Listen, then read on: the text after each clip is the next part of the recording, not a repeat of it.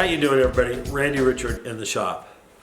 Well, I've been off the video track here for a little bit. Weather, the winter has been really hard on us here this winter with ungodly amount of rain in the beginning and then an unbelievable amount of snow. We've never had so much moisture in a winter that we've ever been here. We had over 5 feet standing snow for over a month. So it's been quite the winter. So a little slow, stuff in the shop, too many things to take care of outside the shop, plus it's cold. Anyway, this video is about the DROs finally. I just finished a week ago or so the DRO install on the surface grinder. I wanted to get them all done before I did the video so I could show you all the installations. I'm going to talk about their Aikron or Aikron. They're Chinese. I'll have a link to their website below. I'm not sponsored by them in any way. I paid full price for all the equipment.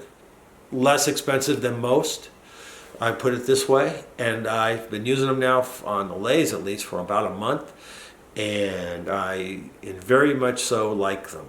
I have nothing bad to say about them. They're accurate for what I'm needing and using, so they work actually very well. So I'm very happy with them. Even Stefan over in Germany uses them. He has a couple of them. So, and I contacted Stefan, and he's very happy with them. So, you know, hey, they are Chinese, yes. That's the way it is these days. I bought all 3 DROs for less than I could buy the DRO here for my big lathe. And even if I bought it from somebody here, it was still made in China. So there was no way I was getting around something not made in China for my price range. So that's just the way it is these days. So I went with these guys, and I'm very happy with them. And I got them very fast too. I was amazed. So it only took a couple weeks once you order them and stuff to get them. So anyway, let's go over this. Also, quick mention: Barzi Summer Bash is coming. End of June last weekend. Stan just put his announcement out. A lot of great guys will be there. Even Tom from Tom Lipton Ox Tools, good friend. He'll be there, and a lot of other great guys. The list is probably too long for me to mention, but link below to Barzi. Please look into coming. It's in LA, you know, not LA, but outside LA. So, San Bernardino Mountains there, Rancho Cucamonga. So, please come. Also, I've been under the weather, caught a cold from my wife, and it's really dragging on here, runny nose and all that good stuff. So, that's another reason I'm not out in your shop, out here in the cold and stuff. It's finally kind of getting warmer outside. So we'll get a little more time in the shop soon. I need to finish my anvil project and stuff. That I'm being very slow on that. Let me put it that way. But I have all my other stuff done. I've been really quite busy doing the steering rack modification work that my son and I do. We've been fairly busy with that, so makes me get out here and do a few things, but I'm not going to film. I have filmed in the past a little bit about that. I am not going to film anymore. I'm not going to show everybody how to do this type of thing. We're in it to make some money, and that's just the way that goes, you know. We figured it out, and on our own. We did not, buy something from somebody to figure this out or anything. We figured it out, all the engineering on our own, and how we wanted to do it and stuff. So we've been doing it now for almost 3 years, I think it is. Anyway, that's what I am busy doing certain things, so especially the machining side of things. So, any of you guys, let's get on with this video and show you kind of what I did on my installs.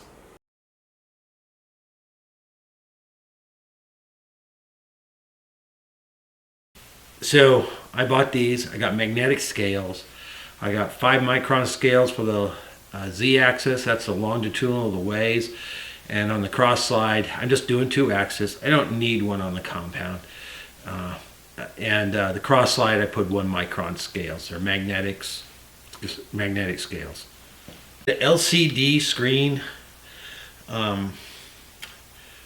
they're actually pretty nice.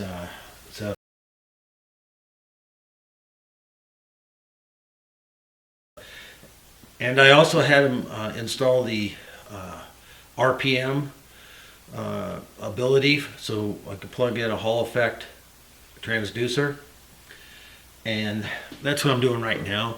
But first thing, the first step I feel for installing one of these is, obviously figure out where the scales are going to go on your lathe. You have to figure that out. And my Lathes lathe is going to be a little bit different from most people on how they install, and you'll see why I have to install it the way I'm going to. It's a little bit different. On the Logan lathe, I was using one of the touch DROs systems on it. But like I said, figuring out where the scales are going to go on your lathe should be number one. Number two is figure out where the display is going to go. The cables have to reach. So once you have the scales, you got to make sure the cables are obviously going to be long enough so they'll reach to where your display is. So figure out where the display is going to go. Mount the display. Get it out of the way. It's done.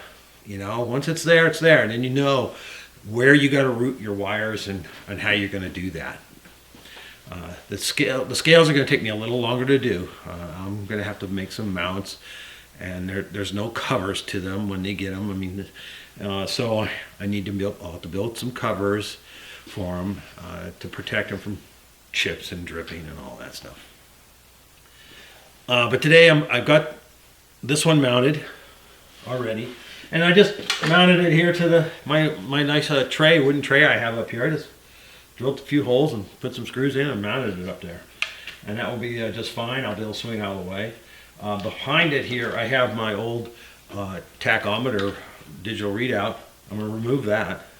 I won't need that anymore, so we'll get that off of there, and I'll hook up the new Hall effect probe or a transducer on this lathe. And this one's plugged in. I'll just turn it on. There you go. Press any key. That's it. Right there. X and Z. X is your cross slide, and Z is your longitudinal axis along the ways. Right here is where this is RPM. Right here. It has SDM, which are basically saved waypoints, and you can do 200 of them. My milling machine's the same way, 200. I think there was 20. I can save 20 tool offsets. It does other stuff too. You can do this in metric or imperial. You have absolute and incremental coordinate system. You have radius or diameter as far as your dials go. In your lathe, whether you have radius dials or diameter dials, or some diameters are called direct reading dials on your cross slide, and you'll set the DRO up for whatever you want, radius or diameter. So you match the dials or not match the dials, right? You can use either one. Compensation, so you can also adjust your scales so for accuracy. So as you're going along, I need to compensate a little bit or something for the reading that you're getting, and you can measure the actual length, and so when it goes 4 inches, it actually is displaying 4 inches of movement and things like that.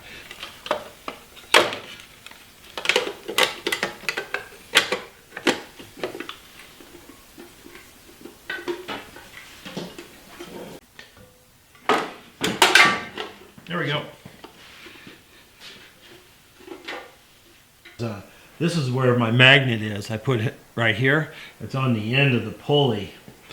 I can't put anything on the spindle because when I put my collet attachment in, my collet attachment goes over this and has a double key set up, and then it locks into this on this groove that's here, and it takes up that whole space. So I can't put anything on there, and of course I can't put anything in there because I'll stick stock through there. And so the magnet is on the outside periphery right there of the pulley. The sensor is in the cover we just took off. I'll show you that, and it holds it, the sensor right there. Now I have the bracket right here to hold the sensor right there. Here's the plan. We have the wall of the housing. We have the pulley. Right, that's where the pulley is. The little magnet is like right there. I already have a hole here, 1/4 or something hole, small hole. Alright, so we put in a half.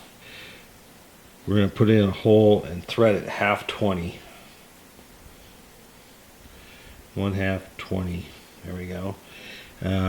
We're going to make a holder that is going to go through there. We'll have a little step down. We'll have a hole in the middle.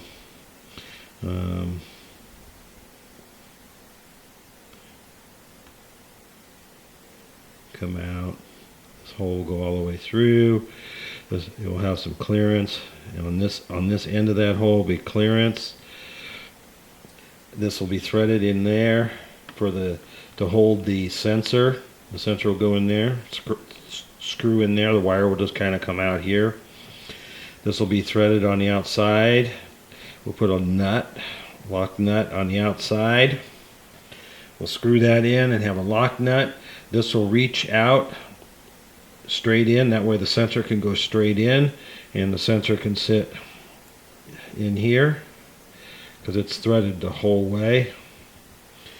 And boom, we can adjust it. We'll put a lock nut right there and be able to lock it in place, and I think we're good to go. Sound like a plan?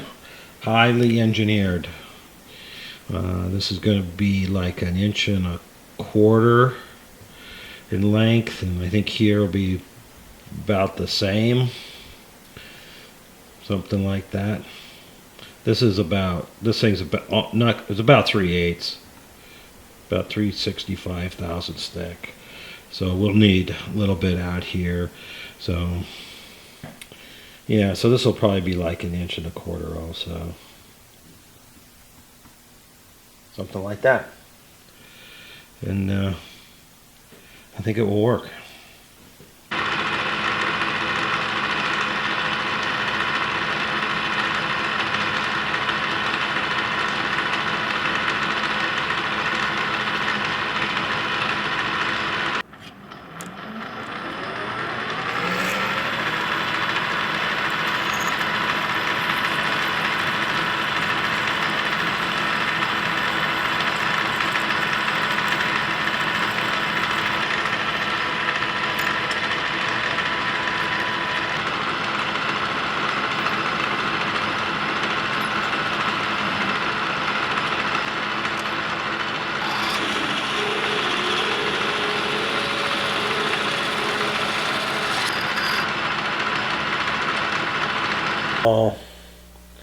This is a solid carbide pre-ground threading tool.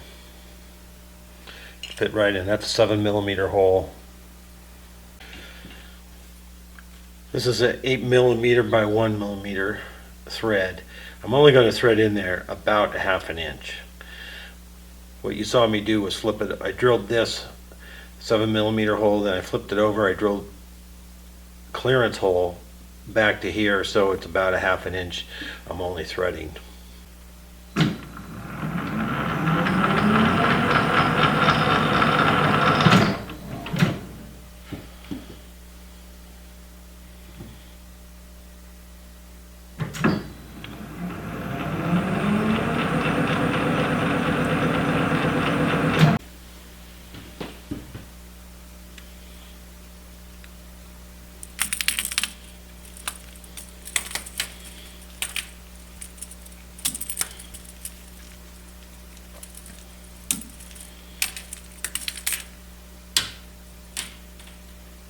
see how that work.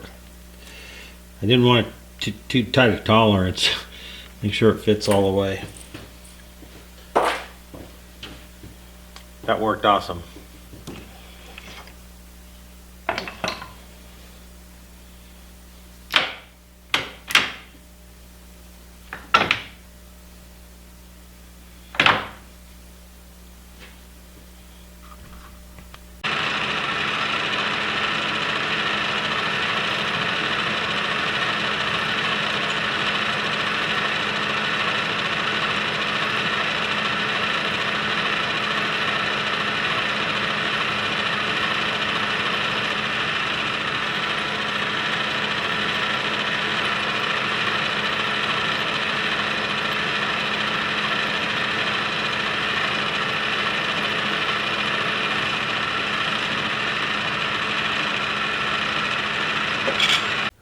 I finished making the adapter right here, and the probe is threaded in to it from the back side, so the cord comes out, right?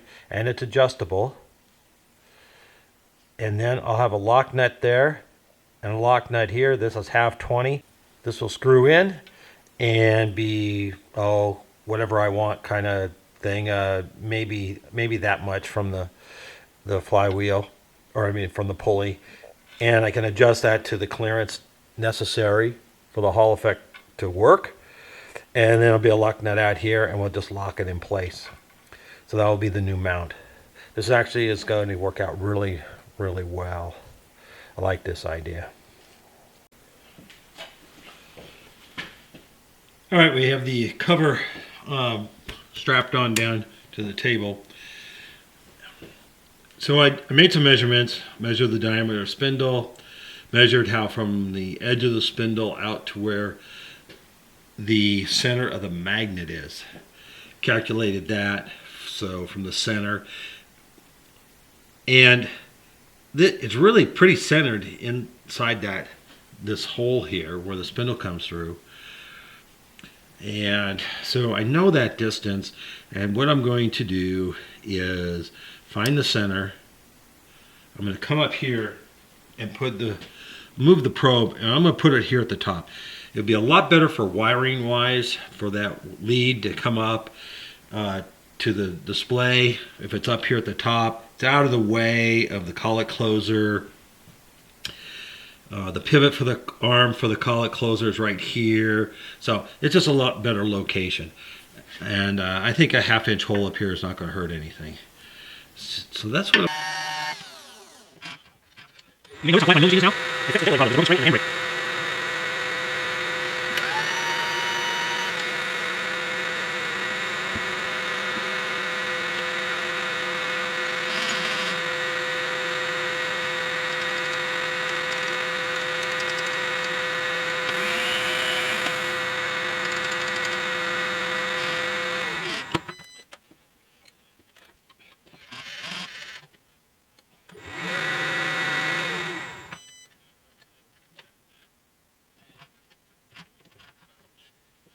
Now I came over to where the center of the magnet is from the center of the spindle, and it's about 1/16 of an inch from the center of that hole to the outside. And I'm just kind of checking about how this all looks. It's more of a kind of a sanity check, right? And I tell you, that's about 1/16 of an inch or so off center. So I think my method is going to be good, and we're just going to do that distance right up here though.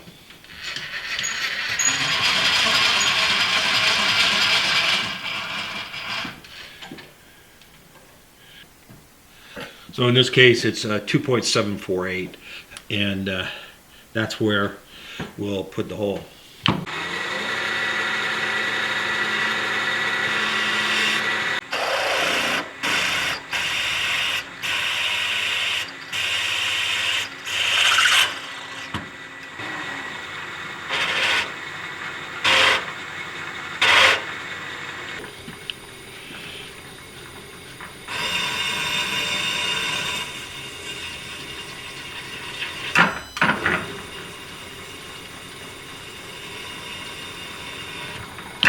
Here's our adapter. That would be awesome. I tell you, that's a nice way to do this. And lock it in place. Nice. So here's the adapter. Right there. This will screw in.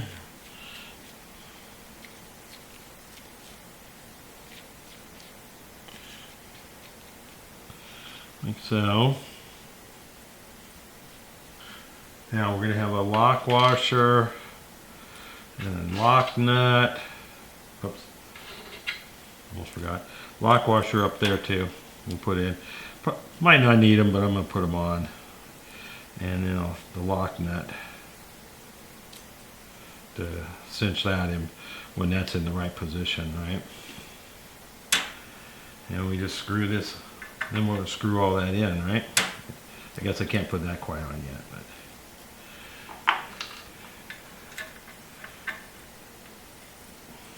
gotta be close. You know, they'll tell you, oh, it could be, I don't know, quite a ways away. I mean, it's like 10 millimeters or something, but yeah, works better if it's close. You know, like within probably 50 or so thousandths close. Anyway, we'll it's right there right now, pretty good. Less 16th or so or less. So we're gonna give it a try. All right, I've plugged in the probe into the back, and we've got it turned on. RPM is right here, and let's turn it on. It should be 870s, 73, 4, something like that.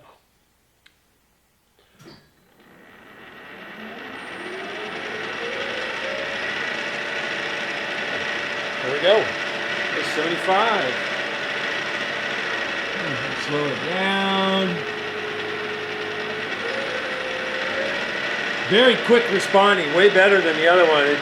The other one had a lot slower response time. This is very fast.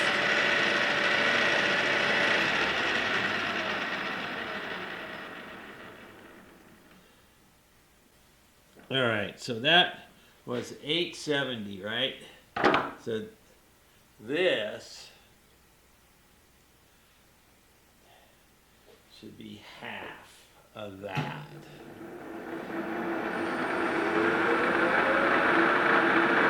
See, so the spindle speed is actually half of that.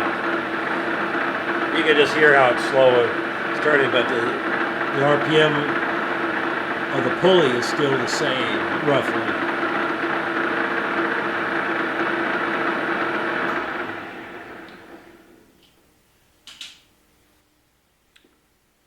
Now I have a 2-speed motor. I just flipped the speed of the motor.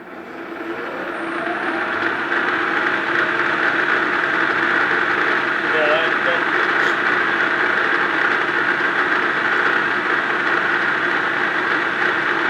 that's right there. I mean, and that's in back here, so it's really kind of loud. So that was the spindle was actually only about 800 something. But this should be closer to 1680.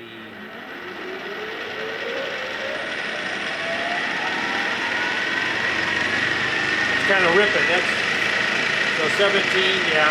1680 is on my chart, but 17 because of the 60 cycles.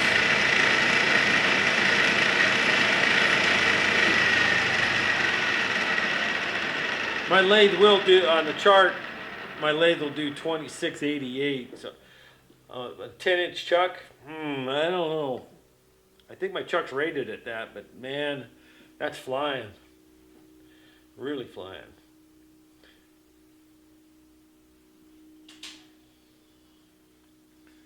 I do 90% of my turning at around 875. I'll vary it a little bit because I have VFD, it's easy to do, but I tell you, a huge amount of my turning is at 875. All right, this is working really good on this lathe. I'll have wire tidying up to securing to do, but we'll do that a little later here. Anyway, I'll show you the setup I did on the Logan lathe. So this is my mount over here on the Logan lathe. This is a cabinet just above the lathe. See the lathes right here. And I built this standoff, which is, it's pretty good. This doesn't shake or anything, so it's okay. And this will work right here. And like this is the opening of the bit where the belt is on the lathe, and plenty of clearance. All that. We'll hitch the belt up. This is the step pulley that's on the spindle, and this is the probe, the Hall effect probe for the RPM for the tack. And this right here, right on the spindle, I mounted the magnet right there. And right back here, I have this little piece of aluminum I cut and bent.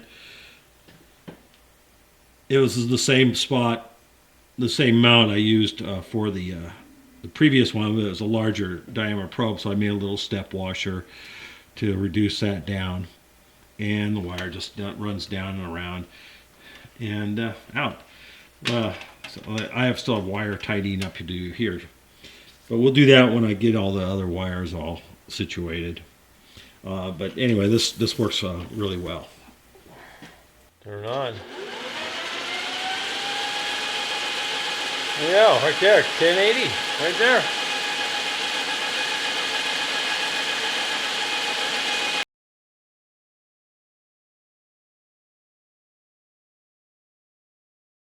This is the back side of my Logan lathe. This is the carriage right here. And what you see right here is the scale from the other DRO system I had hooked up. And this plate here is where the reed head is mounted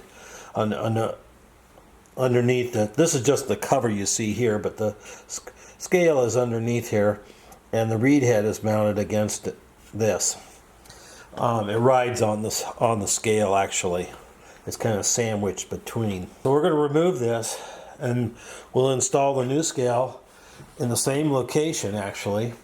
Or very close, I should say. I'm going to reuse this plate and remount the reed head to it, because this has worked out extremely well. This is a little over 3 feet long. So this is the cross slide, and the scale, it will be mounted underneath here. It goes clear back here to this back hole.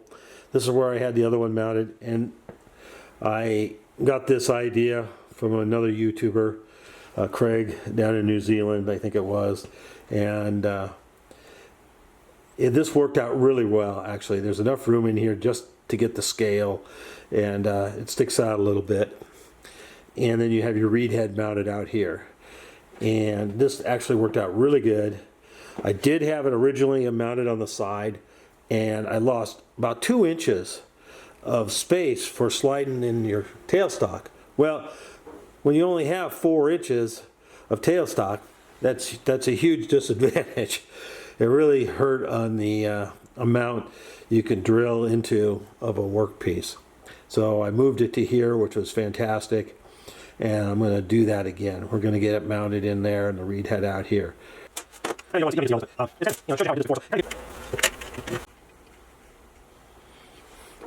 just little clamps that held the ends in. So this is the scale.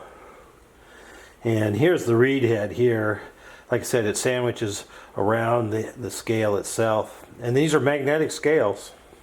They work perfectly fine. I might use them for something, but nothing right now in mind. But then I made an aluminum block here that attaches to it. The frame of the ways here, this, I mean, it's a giant casting, right? And this side down here where we're mounting the scale is not parallel to the ground ways, and I'm going to measure that difference. So I've set up an indicator here up against where the hole, that mounting hole I had for the other scale. We're going to reuse that hole, and I'm going to run the indicator down all the way to the other end and measure the actual difference. Then I'm going to make blocks to mount on top of to wedge, to bring the scale off the surface in here, right? And still have enough room. Here's our mounting plate for the reed head, and still have the reed head to be able to be mounted inside here. So we have a few constraints to deal with, and we'll make this thing fit. All right, I'm down here as far as the carriage will go. It hits the end of the gear rack and stops on the other side. But I'm not quite to where the mounting hole is yet, which is over here.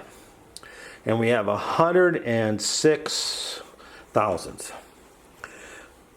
So what I'll do is I'll bring the carriage back, remount this.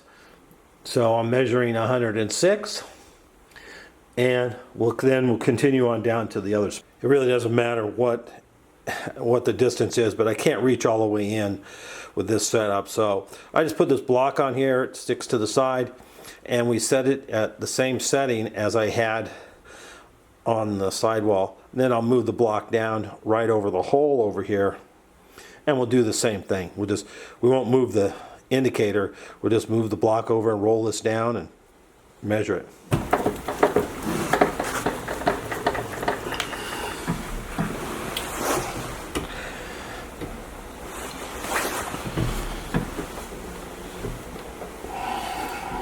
So that brought it to 172 thousandths difference in the total length from that far end. We'll need a spacer in there that's 172. Thank you guys for watching. Remember the Bar Z Summer Bash, end of June, last weekend in June. Be sure to check out Stan here, I got Bar Z shirt on even. Stan's channel, and link in the description, and you can hopefully find a way to attend, especially for people out here on the West Coast and stuff. So I hope you can get there. So thank you guys. Thanks for watching, and we'll catch you in the next one.